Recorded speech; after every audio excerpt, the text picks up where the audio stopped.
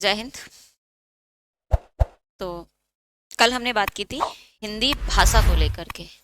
कल जो हमारी चर्चा थी वो हमारी चर्चा थी भाषा, यानी हमने पढ़ा कि भाषा का अर्थ क्या है, भाषा की परिभाषा क्या है, इसके अलावा भाषा की विशेषताएं क्या होती हैं, भाषा के विविध रूप कौन से हैं। अब क्योंकि जिसे हम पढ़ रहे हैं वो हम प्रतियोगी परीक्षाओं के लिए भी हिंदी पढ़ेंगे, तो भाषा का अर्थ, भाषा की परिभाषा विभिन्न विद्वानों के द्वारा, भाषा की विशेषताएं और भाषा के विविध रूप के बाद अगला जो प्रश्न बनता है वो बनता है हिंदी को लेकर के। तो आज हमारी चर्चा का जो विषय होगा वो हिंदी, फिर उसके बाद हम बात करेंगे कि हिंदी भाषा के रूप में किस तरीके से प्रयुक्त होती है। तो अगर मैं हिंदी शब्द की बात करूं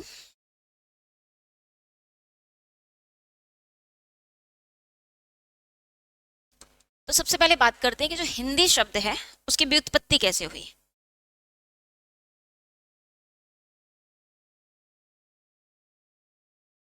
यानी भाषा को समझने के बाद हमें क्या समझना है कि उसकी व्युत्पत्ति कैसे हुई। तो हिंदी की व्युत्पत्ति के विषय में जो हमें सबसे पहला मत मिलता है वो मिलता है संस्कृत के पंडितों मत के द्वारा, यानी जो संस्कृत पंडितों संस्कृत के पंडितों ने कहा कि जो हिंदी शब्द है वह शब्द हिन प्लस दु से बना। क्या कहा कि जो हिंदी शब्द है वो किससे बना, हिन प्लस दो से। तो हिंदी शब्द में हिन प्लस दो का, यानी हिन का अर्थ उन्होंने बताया हनन करना। क्या इसको सेंस लिया, हनन करना, यानी आप इसे कह सकते हैं नष्ट करना, या आप इसे कह सकते हो हनन करना। और दो का अर्थ उन्होंने बताया दुष्ट, यानी कि संस्कृत पंडितों के द्वारा हिंदी शब्द का अर्थ क्या हुआ, हिन से मतलब था नष्ट करना है तो हनन करना, और दो का अर्थ था दुष्ट, यानी कि जो दुष्टों का हनन करता है वो कौन है, हिंदू। हिंदी हिंदी नहीं, अभी हिंदू, क्योंकि सबसे पहले हमें हिंदू शब्द मिलता है, यानी कि अर्थात हम क्या कह सकते हैं, दुष्टों का या दुष्टों को नष्ट करने वाला। नष्ट करने वाला ही कौन है, हिंदू। सबसे पहले मत हमें ये मिलता है। इसके बाद जो दूसरा मत मिलता है, आप लोग लिखोगे, लिख लो। ऑनलाइन में जो लोग स्क्रीनशॉट लेना चाहें स्क्रीनशॉट ले लें।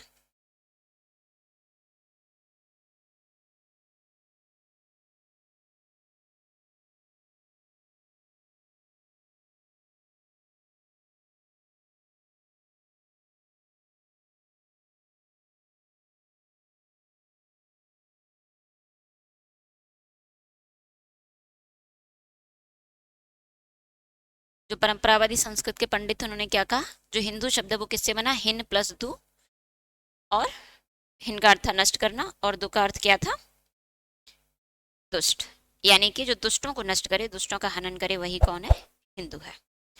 आगे बढ़े। अगले मत की अगर बात करते हैं कि अगला मत किसका, तो अगला मत हमें मिलता है शब्द कल्पद्रुम के अनुसार। शब्द कल्प, शब्द कल्पद्रुम ने क्या कहा कि हिंदी शब्द क्या है, तो हिंदी शब्द उन्होंने कहा, चलिए व्हाइट मार्कर से ही रहने देते हैं।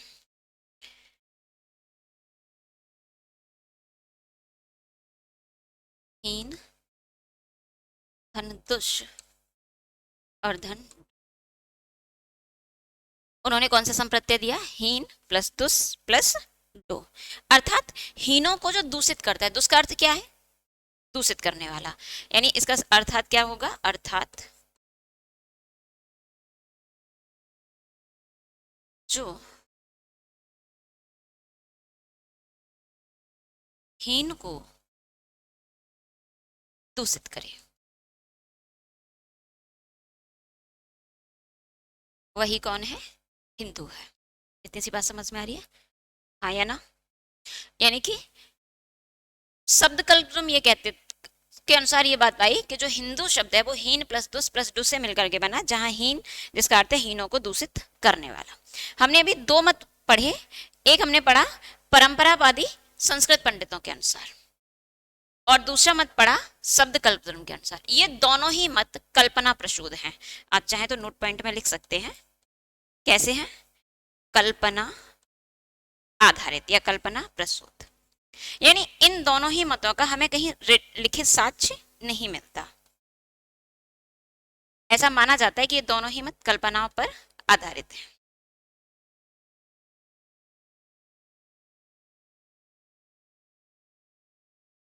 इतनी सी बात समझ में आई।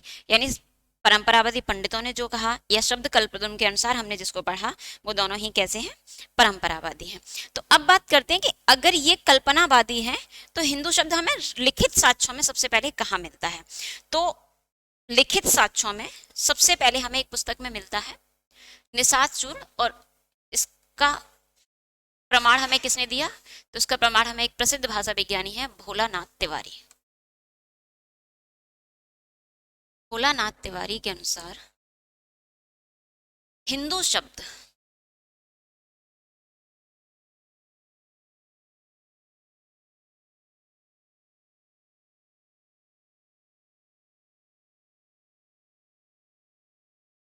एक पुस्तक थी निषाद चूर्ण।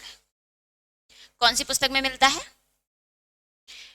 सॉरी निशीथ चूर्ण। भोलानाथ तिवारी ने कहा कि जो रिटिन साक्ष्य है, यानी जो इससे पहले हमने पढ़ा हीन प्लस दुस या हीन दुस और डो, ये सब क्या थे, ये जो प्रश्न थे ये कल्पना प्रसूत थे। लेकिन रिटिन साक्ष्य में हमें किस पुस्तक में मिलता है, निशीथ चूर्ण में। और इस बात का प्रमाण किसने दिया है, भोलानाथ तिवारी ने। और कब मिला, लगभग 7वीं शताब्दी के आसपास। यानी ये पुस्तक हमें कब लिखी हुई मिलती है, लगभग 7वीं शताब्दी में। यानी आप कह सकते हो कि हिंदू शब्द का सबसे प्राचीनतम प्रयोग था, सबसे पहले प्रयोग था, वो लगभग 7वीं सदी में हुआ। और 7वीं सदी में किस में हुआ, निशीथ चूर्ण नाम की एक पुस्तक में।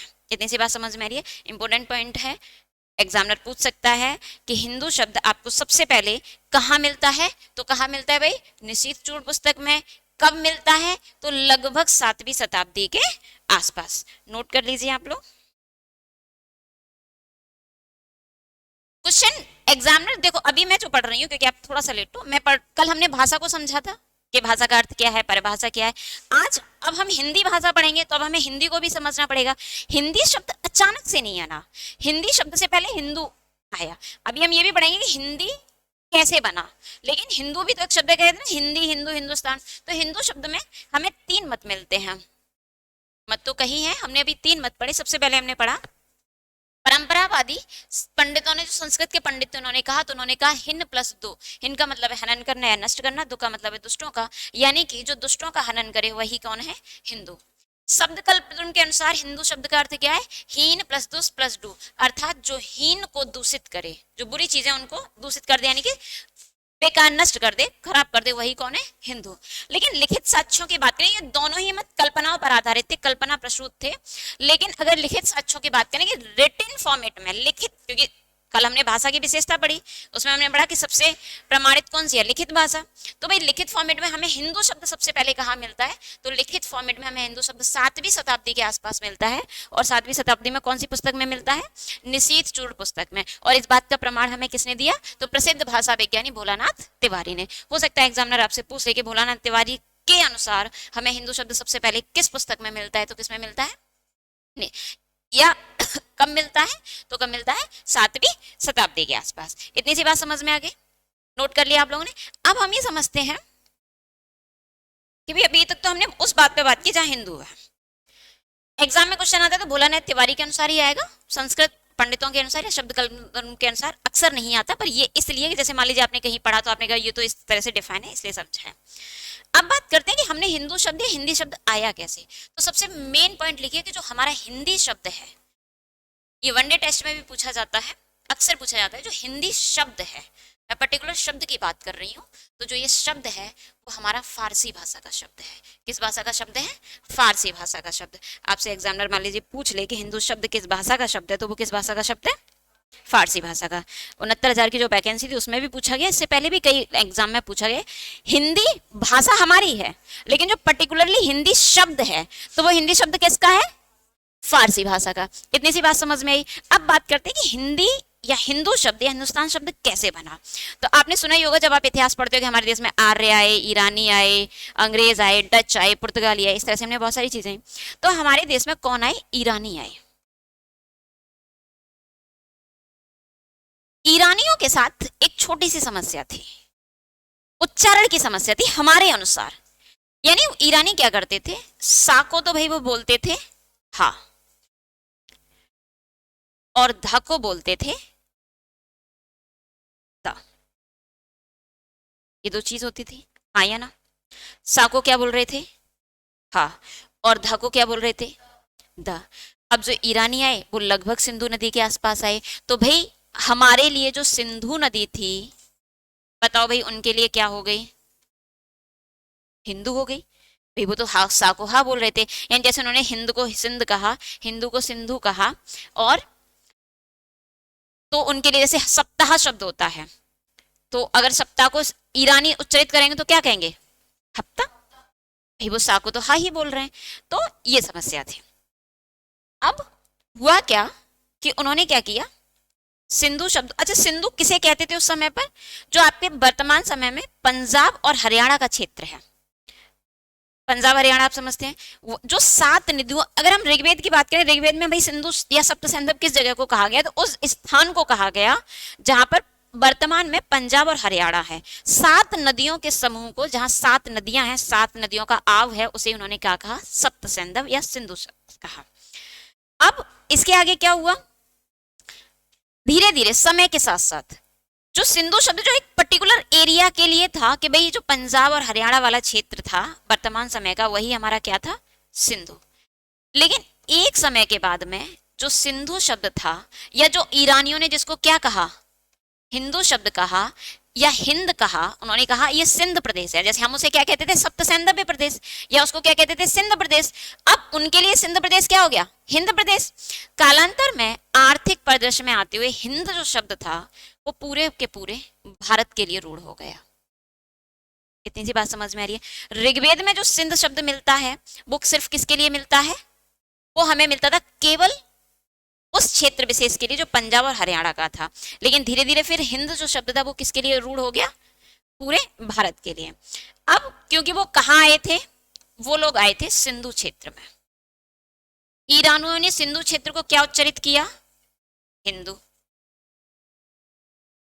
भाषा विज्ञान में एक बलाघात का नियम होता है। बलाघात के नियम के अनुसार इसमें से ऊ को हटाया और ए को जोड़ा। क्या जोड़ा? ऊ को हटा करके ईक प्रत्यय जोड़ा। तो ईक प्रत्यय जब उन्होंने जोड़ा और ऊ हटा, तो हिंदी से क्या शब्द बना? हिंदू से शब्द बना हिंदीक। बाद में क्या हुआ? का भी लोप हो गया धीरे धीरे, तो फिर हमारा शब्द क्या रह गया? हिंदी शब्द। तो उसमें अब अगर आपसे ये पूछ ले कि भाई जो हिंदी शब्द है, क्या कौन सा शब्द है? हिंदी। एग्जामिनर पूछेगा हिंदी शब्द किससे बना, तो आप ईरानियों वाली बात याद मत रखना। कौन सी बात? कि भाई सिंधु से हिंदू, तो सिंधी से हिंदी नहीं। जो हिंदी शब्द है वो बेसिकली किससे बना है? सिंधु शब्द से। इतनी सी बात समझ में आ रही है? तो लिखो, एक नोट पॉइंट लिखो। आपने पहला नोट पॉइंट क्या लिखा? कि हिंदी शब्द फारसी भाषा का शब्द है। इतना लिख लिया। नेक्स्ट नोट पॉइंट लिखिए, हिंदी शब्द सिंधु शब्द से बना है। सिंधी शब्द से नहीं, किससे बना है? सिंधु शब्द से।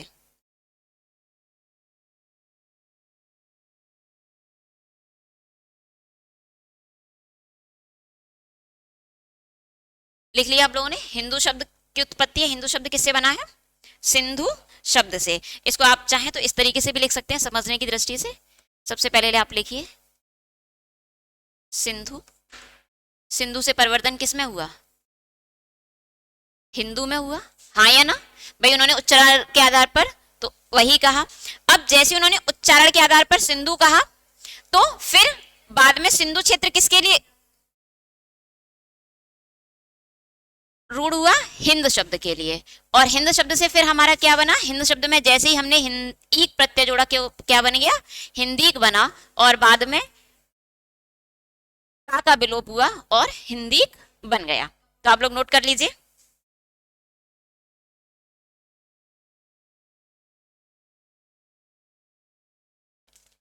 पहले नोट पॉइंट लिखिए।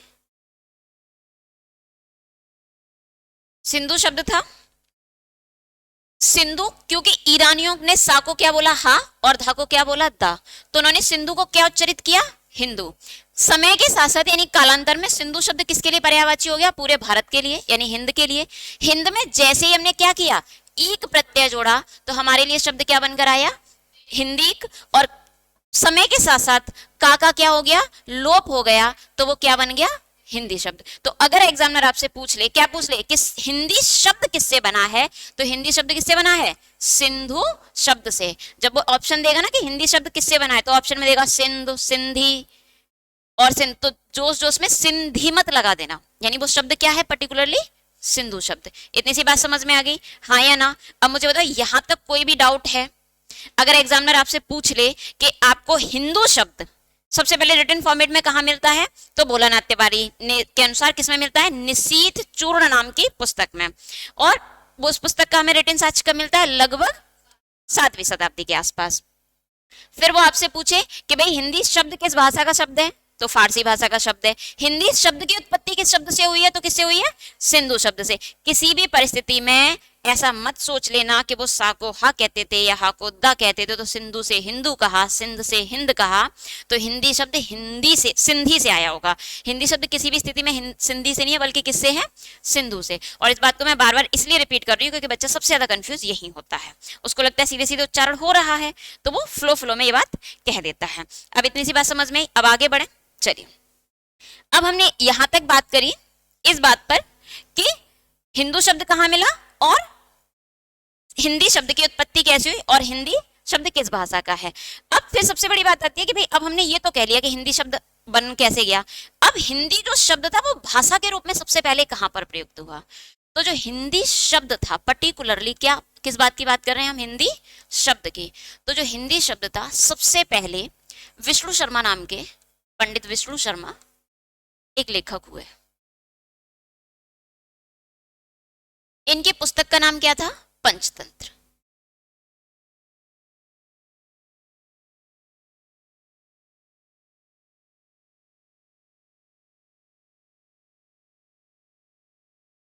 तो हिंदी शब्द आप नोट कीजिए, हिंदी शब्द सर्वप्रथम भाषा के रूप में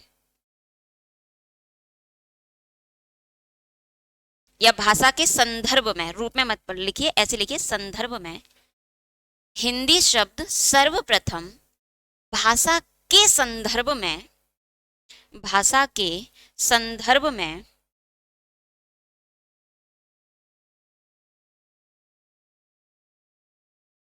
पंडित विष्णु शर्मा की पुस्तक, पंडित विष्णु शर्मा की पुस्तक पंचतंत्र में हुआ, पंचतंत्र में हुआ। मान लीजिए अगर एग्जामिनर ने आपसे पूछा कि पंचतंत्र भाई किस भाषा की पुस्तक है, तो जो पंचतंत्र पुस्तक है वो संस्कृत में लिखी गई है। कंफ्यूज मत होना, पंचतंत्र पुस्तक की भाषा भले ही संस्कृत है, लेकिन इस पुस्तक में हिंदी शब्द जो भाषा के रेफरेंस में प्रयोग हुआ वो सबसे पहले प्रयोग हुआ। इतनी सी बात समझ में आ गई, यहां तक कोई समस्या है किसी को भी? चलिए, तो अब बात करते हैं कि भाई ये तो संस्कृत की बात थी, अब संस्कृत के बाद में हिंदी के लिए भाई और भी उसकी अब चीजें आई। तो सबसे पहले डॉक्टर धीरेन्द्र शर्मा एक भाषा विज्ञानी हुए। कौन हुए? डॉक्टर धीरेन्द्र शर्मा। इन्होंने एक पुस्तक संपादित की, पुस्तक लिखी नहीं, क्या की, पुस्तक संपादित की। तो डॉक्टर धीरेन्द्र वर्मा ने एक पुस्तक संपादित की और उस पुस्तक का नाम क्या था, हिंदी साहित्य कोश। पुस्तक का नाम लिख लीजिए, हिंदी साहित्य कोश। और ये हिंदी साहित्य कोश का भाग 1 था। कौन सा भाग था? भाग 1। इन्होंने इस पुस्तक में क्या कहा इन्होंने कहा कि जो हिंदी शब्द है, कौन सा शब्द, हिंदी, वो हिंदी शब्द देसी भाषा के रूप में प्रयोग हो रहा है। कैसी भाषा, देसी भाषा। और इस देसी भाषा के लिए सबसे पहले प्रयोग किसने किया, तो सबसे पहले प्रयोग किया उदय नारायण तिवारी, सॉरी अबुल हसन और या अमीर खुसरो। तो अगर आप पूरे पॉइंट में लिखना चाहें तो ऐसे लिख लीजिए, डॉक्टर धीरेन्द्र वर्मा की, डॉक्टर धीरेन्द्र वर्मा की संपादित पुस्तक हिंदी साहित्य कोश भाग एक के अनुसार, भाग एक के अनुसार लगभग 13वीं 14वीं सदी या 13वीं 14वीं शताब्दी में, 13वीं 14वीं सदी में हिंदी शब्द देसी भाषा के लिए, हिंदी शब्द देसी भाषा के लिए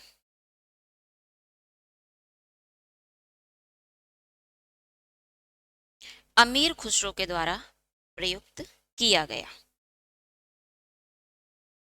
अमीर खुसरो के द्वारा प्रयुक्त किया गया।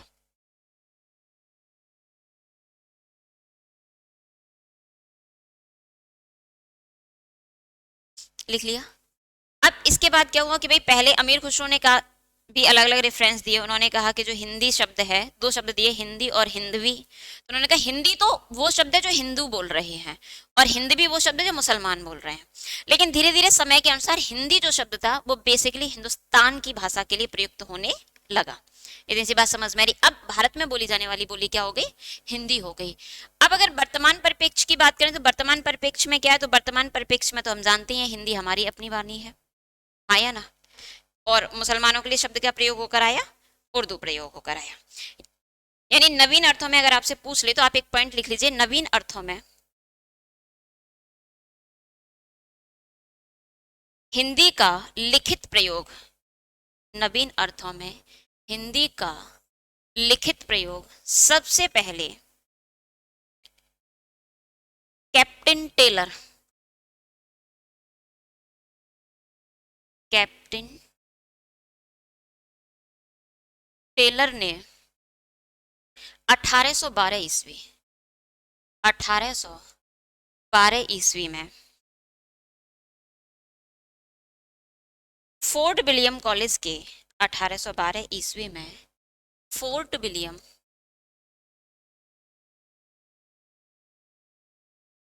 कॉलेज के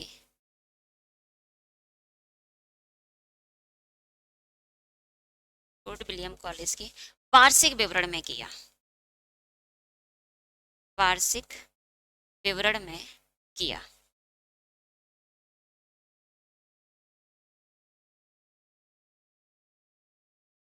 इतनी सी बात समझ में आ गई। यानी वर्तमान, वर्तमान से मतलब जो नवीन अर्थ थे उनमें हिंदी का प्रयोग सबसे पहले कहाँ हुआ,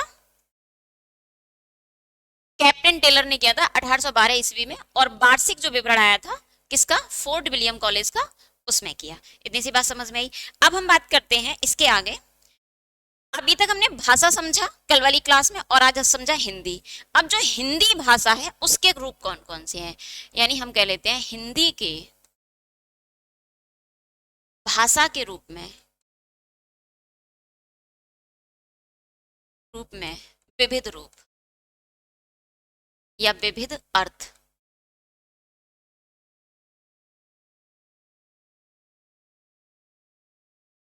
तो हिंदी है और जो भाषा के लिए प्रयुक्त हो रहा है ये तीन अर्थों में आता है। कौन कौन से, सबसे पहले नंबर पर आते हैं आपके व्यापक अर्थ।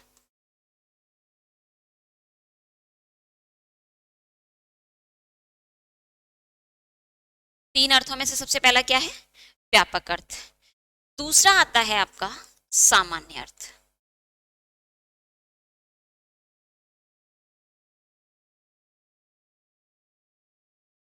और तीसरा प्रयुक्त होता है विशिष्ट अर्थ।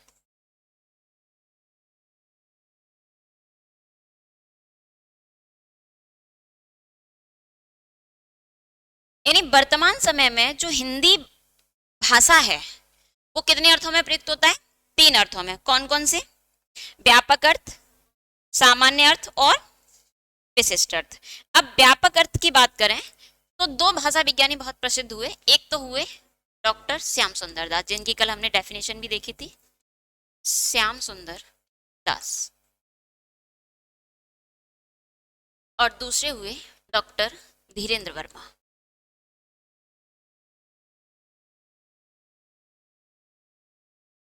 व्यापक सेंस में इन दोनों ने कहा कि जो हिंदी की 18 बोलियां हैं, यानी आगे जब हम इसी टॉपिक को कंटिन्यू करेंगे तो उसे बहुत डीपली पढ़ेंगे कि जो हमारी हिंदी है उसकी 5 उपभाषाएं हैं। 5 उपभाषा में 18 बोलियां आती हैं, जिसमें क्षेत्र में सबसे पहले हम रहते हैं यानी ब्रजभाषा। इसके अलावा आपकी पश्चिमी हिंदी ब्रजभाषा है, खड़ी बोली है, हरियाणवी है, बांगरू है, इसके कन्नौजी है, अवधी है, बघेली है, राजस्थानी में आपकी आती है मैबाती, मालवी। यानी जो 18 बोलियां हैं व्यापक अर्थ में यानी बृहद स्तर पर जो हिंदी भाषा का रूप बताया किसने? बाबू श्याम सुंदर दास या डॉक्टर श्याम सुंदर दास ने और धीरेन्द्र वर्मा ने। उन्होंने कहा कि व्यापक अर्थ में हिंदी का अर्थ क्या है कि 18 बोलियों का जो व्यापक प्रतिनिधित्व करती है, पूरे रूप से प्रतिनिधित्व करती है, वही क्या है? हिंदी। अब बात करते हैं कि सामान्य अर्थों में। तो सामान्य अर्थों में भी हमें 2 मत मिलते हैं। एक तो मिलता है सुनीत चटर्जी का, डॉक्टर सुनीत चटर्जी, और दूसरे हुए हमारे जॉन गिलक्राइस्ट। जॉन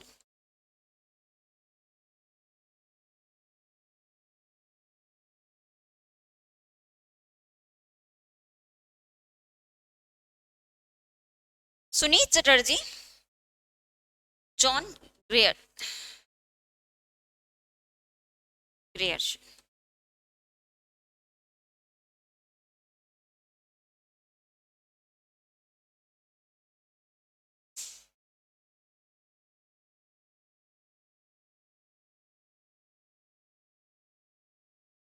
और इन्होंने क्या कहा? इन्होंने कहा कि पूर्वी और पश्चिमी की जो बोली है वही क्या है? सामान्य अर्थ है हिंदी का। इतनी सी बात समझ में आ रही है, हाँ या ना? व्यापक अर्थ में डॉक्टर श्याम सुंदर दास और धीरेन्द्र वर्मा ने कहा कि हिंदी की जो 18 बोलियां हैं वो सब क्या हैं? हिंदी हैं। लेकिन सामान्य अर्थों में डॉक्टर सुनीत कुमार चटर्जी और जॉर्ज गियर्सन ने कहा कि पूर्वी हिंदी में से हमारी कौन सी बोली आती है? अवधी, बघेली, छत्तीसगढ़ी। और पश्चिमी में कौन सी आती है? पश्चिमी में 5 आती हैं, ब्रजभाषा, खड़ी बोली, कन्नौजी, बुंदेली और हरियाणवी। तो उन्होंने ये कहा कि सामान्य जो अर्थ है हिंदी का, सामान्य अर्थ से मतलब है कि जो पूर्वी है और पश्चिमी बोली है केवल वही हिंदी है।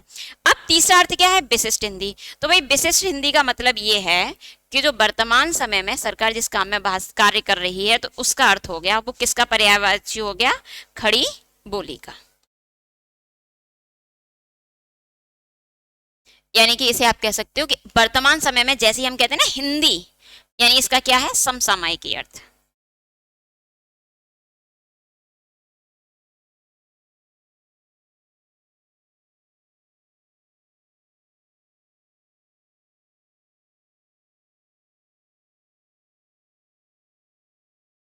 नोट कीजिए फटाफट से।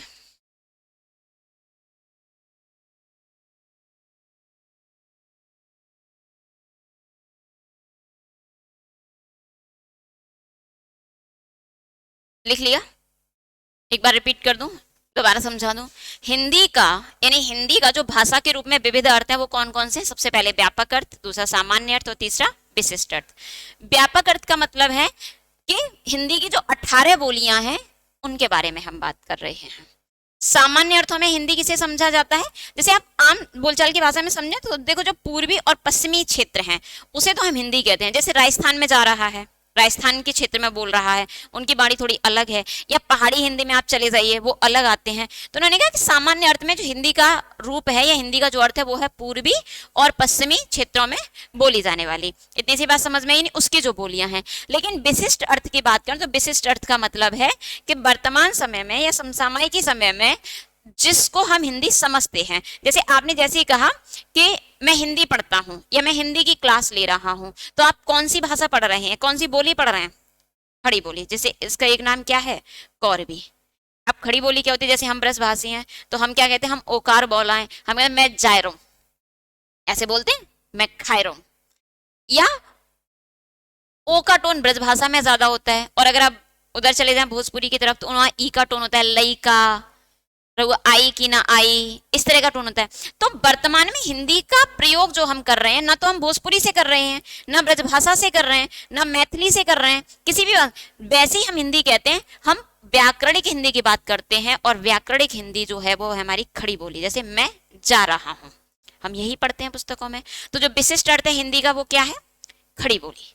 खड़ी बोली के लिए वो पर्याय हो चुकी है। इतनी सी बात समझ में आ गई आपको? यहां तक कोई भी समस्या आई? ऑनलाइन में भी जो लोग स्क्रीनशॉट लेना चाहते हैं स्क्रीनशॉट ले लें।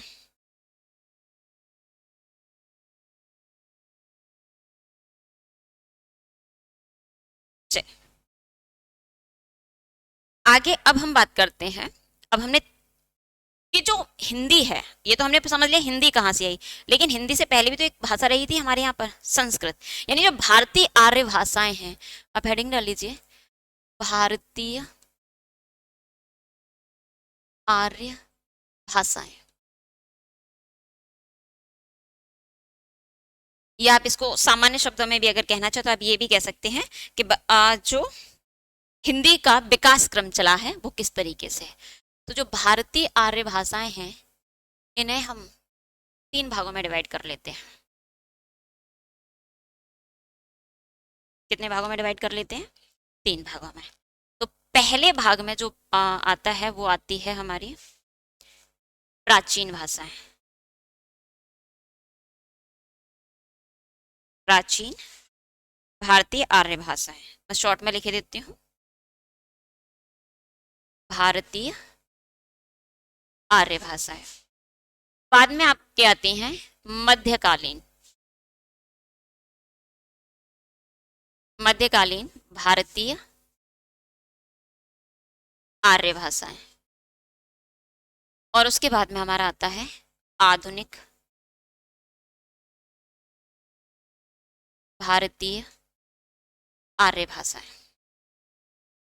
यानी भारतीय आर्य भाषाओं को हम कितने भागों में डिवाइड कर सकते हैं? महत्वपूर्ण तीन भागों में, प्राचीन, मध्यकालीन और आधुनिक। अब इनका डिवाइडेशन कर लेते हैं।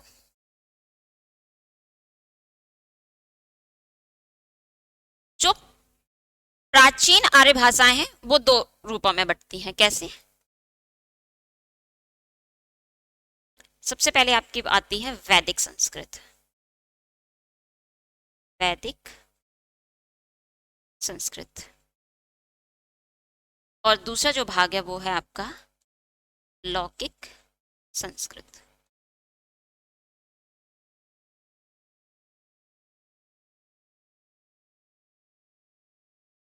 मध्यकालीन आर्य भाषाएं जो हैं वो आपके तीन पार्टों में डिवाइड होती हैं।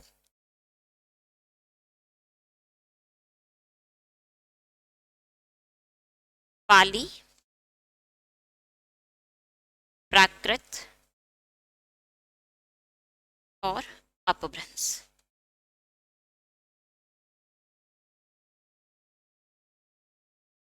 इतनी सी बात क्लियर हो रही है? इन्हीं को दूसरे नामों से भी जानते हैं। यानी पाली को हम कहते हैं प्रथम प्राकृत,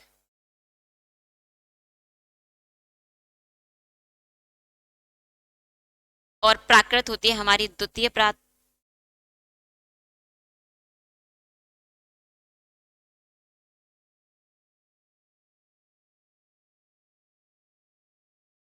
और अपभ्रंश है हमारी तृतीय प्राकृत।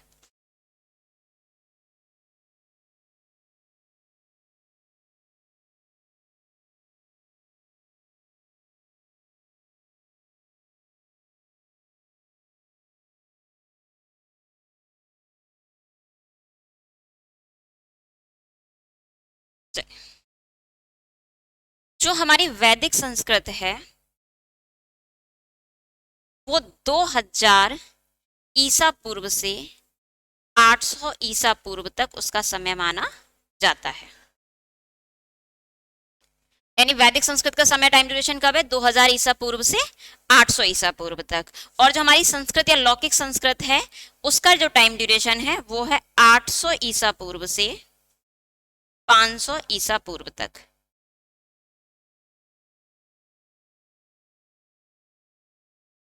ईसा पूर्व, ईसवी नहीं अभी चल रही, ईसा पूर्व। इतनी सी बात समझ में आ रही है। और जो पाली है यानी जो प्रथम प्राकृत है ये है हमारी 500 ईसा पूर्व से 1 ईसवी तक। अब हमारी क्या आ गई? ईसवी। और जो हमारी प्राकृत है ये है हमारी 1 ईसवी से 500 ईसवी तक। और जो हमारी तृतीय प्राकृत है वो है 500 ईसवी से 1000 ईसवी तक।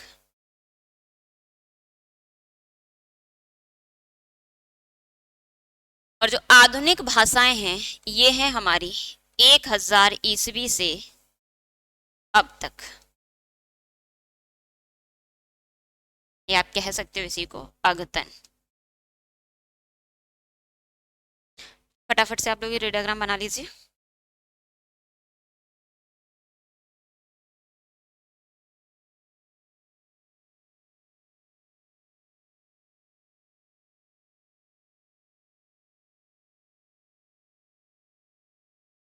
चलो स्क्रीनशॉट लेना चाहे स्क्रीनशॉट ले लें।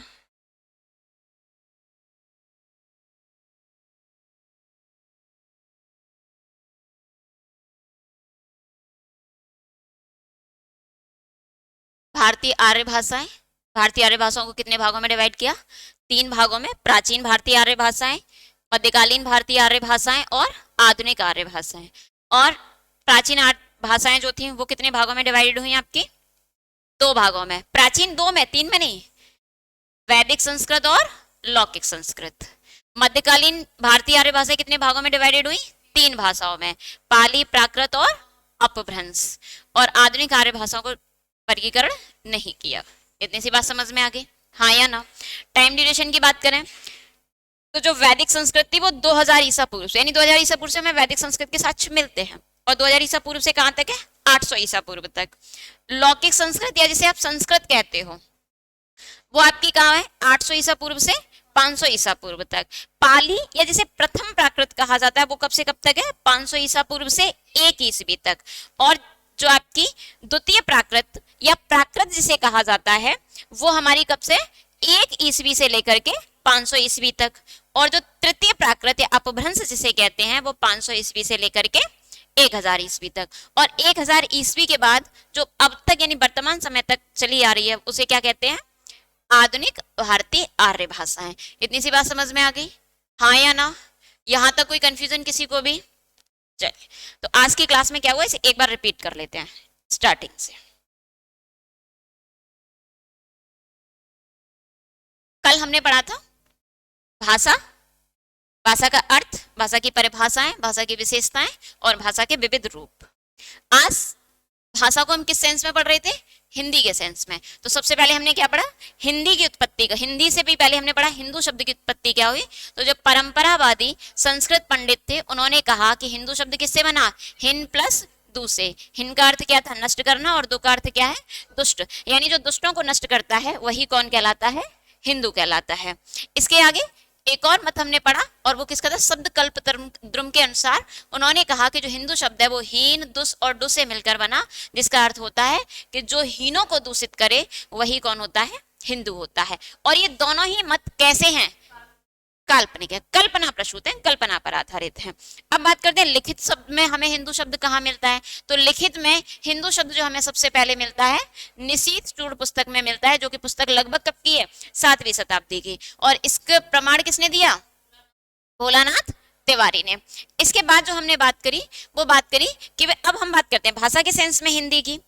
तो हिंदी शब्द जो था वो सबसे पहले किस भाषा का शब्द है? यानी सबसे पहले क्वेश्चन कहां से आता है? तो पर्टिकुलरली हिंदी शब्द किस भाषा का शब्द है? फारसी भाषा का। अब ये हिंदी शब्द बना कैसे? तो हमारे यहाँ जब ईरानी आए, ईरानियों के साथ समस्या थी। भाई क्या समस्या थी? उच्चारण की समस्या थी। वो सा को क्या कहते थे? हा। धा को क्या कहते थे? दा। तो भाई वो सिंधु को फिर क्या कहेंगे? हिंदू। और सिंधु ऋग्वेद में किस चीज का किसको कहा जाता है? तो सिंधु ऋग्वेद में कहा गया था सप्त सैंधव्य प्रदेश को, या सप्त सिंधव्य प्रदेश शब्द जहां शब्द में दिया तो सप्त सैंधव्य मिलता है या सप्त सिंधव्य मिलता है, यानी वर्तमान समय में जो पंजाब और हरियाणा का क्षेत्र है उसे ऋग्वेद में सप्त सिंधु के नाम से जाना जाता था, यानी जहां 7 नदियों का समूह था। अब जो सिंध प्रदेश था वो उनके लिए क्या हो गया? हिंद प्रदेश। समय के साथ साथ फिर हिंद जो शब्द था वो पूरे भारत का पर्यायवाची हो गया, ना कि केवल पंजाब और हरियाणा वाले क्षेत्र का। अब उसके बाद में हमने बात की कि भाई जो हिंदी शब्द है वो किससे बना? तो वो किससे बना? सिंधु शब्द से। कैसे बना? सिंधु शब्द को ईरानियों ने क्या उच्चारित किया? हिंदू उच्चारित किया। हिंदू उच्चारित करने के बाद उन्होंने दो को बलाघात नियम के अनुसार हटाया और ईक प्रत्यय को जोड़ा। तो जैसे हिंदू शब्द में ईक प्रत्यय जोड़ा या हिंदी शब्द में ईक प्रत्यय जोड़ा तो शब्द क्या बना? हिंदी। बाद में का लोप हो गया तो शब्द क्या बन गया? हिंदी। तो अगर एग्जामिनर आपसे पूछ ले कि हिंदी शब्द की उत्पत्ति किस शब्द से हुई है तो वो किससे हुई है? सिंधु शब्द से हुई है। इसके बाद फिर हमने बात करी कि हिंदी शब्द जो भाषा के सेंस में सबसे पहले हमें कहाँ मिलता है, किसने प्रयोग किया कि हिंदी शब्द भाषा के रूप में भी प्रयोग किया जा सकता है, या हिंदी शब्द का भाषा के संदर्भ में कहाँ प्रयोग मिलता है? तो पंडित विष्णु शर्मा नाम के एक लेखक हुए, उन्होंने अपनी एक पुस्तक लिखी, कौन सी? पंचतंत्र। हालांकि उस पुस्तक की भाषा क्या थी? संस्कृत। उसमें हिंदी शब्द को भाषा के रूप में सबसे पहले प्रयुक्त किया गया। उसके बाद में डॉक्टर धीरेन्द्र वर्मा नाम के एक भाषा विज्ञानी हुए, उन्होंने हिंदी साहित्य कोश का जो भाग 1 था उसका संपादन किया, और उस संपादन के अनुसार ये माना जाता है कि जो हिंदी शब्द था वो देसी भाषा के लिए लगभग 13वीं 14वीं शताब्दी में किसने प्रयोग किया? अमीर खुसरो ने। अमीर खुसरो ने कहा कि जो देसी भाषा है, हालांकि अमीर खुसरो ने 2 शब्द प्रयोग किए, एक शब्द था हिंदी और एक था हिंदवी। एक शब्द क्या था? हिंदवी। हिंदी का अर्थ उन्होंने लिया देसी भाषा से कि जो हिंदुओं के द्वारा उच्चारित होती है, भारतीयों के द्वारा उच्चारित होती है, और हिंदवी का मतलब उन्होंने कहा कि जो मुसलमानों के द्वारा होती है। लेकिन समय के साथ साथ हिंदवी शब्द जो हिंदी शब्द था वो पूरे भारत में बोली जाने वाली बोलियों के लिए हो गया, यानी उसका जो विवरण था हिंदू और मुसलमानों का वो हट गया। वर्तमान समय में या हम ये कहें नवीन परिवेश में हमें हिंदी शब्द जो लिखित परिवेश में मिलता है तो वो कहाँ मिलता है? कैप्टन टेलर नाम के एक व्यक्ति हुए 1812 ईस्वी में, उन्होंने क्या किया कि फोर्ट विलियम कॉलेज का वार्षिक विवरण दिया, वहां पर उन्होंने हिंदी शब्द का सबसे पहले प्रयोग किया। इसके साथ ही फिर हमने अगली बात की कि भाई अब हिंदी शब्द की बात तो होगी कि हमें सबसे पहले कहाँ मिला, फिर भाषा के रूप में सबसे पहले कहाँ मिला, हिंदी शब्द की उत्पत्ति कैसे हुई, किस शब्द से हुई। अब बात करते हैं जो हिंदी शब्द है वो भाषा के रूप में कितने अर्थ रखता है। तो हिंदी शब्द भाषा के रूप में महत्वपूर्ण 3 अर्थ रखता है। सबसे पहले व्यापक अर्थ, उसके बाद सामान्य अर्थ, उसके बाद विशिष्ट अर्थ। व्यापक अर्थ का मतलब है कि भाई हिंदी की जो 18 बोलियां हैं वो हिंदी है, और ऐसा किसने कहा? ऐसा का डॉक्टर श्याम सुंदर दास और डॉक्टर धीरेन्द्र वर्मा ने। सामान्य अर्थ में कहा कि भाई नहीं, 18 बोलियों के मामले में नहीं, जो पूर्वी और पश्चिमी प्रदेश में बोली जाती है सिर्फ उनके लिए हिंदी का प्रयोग होगा, और ऐसा किसने कहा? सुनीत कुमार चटर्जी और जॉर्ज ग्रियर्सन ने। विशिष्ट अर्थ में अगर हम बात करते हो सामान्य यानी कह सकते हैं राजकाज यानी सरकारी कामकाज के लिए जो हिंदी का मतलब है वो है खड़ी बोली। इतनी सी बात समझ में आ गई, हाँ या ना? इसके बाद हमारी नेक्स्ट चर्चा का विषय था कि भाई भारतीय आर्य भाषाएं कैसी। हिंदी का मामला तो क्लियर हो गया, अब हिंदी की उत्पत्ति भी तो कहां से हुई? संस्कृत से हुई। तो भारतीय आर्य भाषाओं को समझने के लिए हमने भारतीय आर्य भाषाओं को 3 भागों में डिवाइड किया, प्राचीन, माध्यमिक और आधुनिक। प्राचीन आर्य भाषाओं को फिर हमने 2 भागों में डिवाइड किया, वैदिक और लौकिक संस्कृत। मध्यकालीन को 3 भागों में डिवाइड किया, पाली, प्राकृत, अपभ्रंश। और आधुनिक का हमारे पास कोई विवरण नहीं मिलता। तो जो प्राचीन भाषाएं हैं, वैदिक संस्कृति उसका टाइम ड्यूरेशन क्या था? 2000 ईसा पूर्व से 800 ईसा पूर्व। लौकिक संस्कृत का 800 ईसा पूर्व से 500 ईसा पूर्व। पाली का 500 ईसा पूर्व से 1 ईस्वी। याद रखना, यहां से फिर हमें ईस्वी में चीजें मिलेंगी। और प्राकृत का 1 ईस्वी से 500 ईस्वी तक, और अपभ्रंश 500 ईस्वी से लेके 1000 ईस्वी तक। और जो आधुनिक आर्य भाषाएं हैं वो हमें 1000 ईस्वी से अब तक या अगतन तक प्राप्त होती हैं। तो आज हमने 2 चीजें क्लियर की, यानी एक चीज हिंदी और हिंदी का भाषा के रूप में प्रयोग। आज की क्लास यहीं समाप्त करते हैं। धन्यवाद।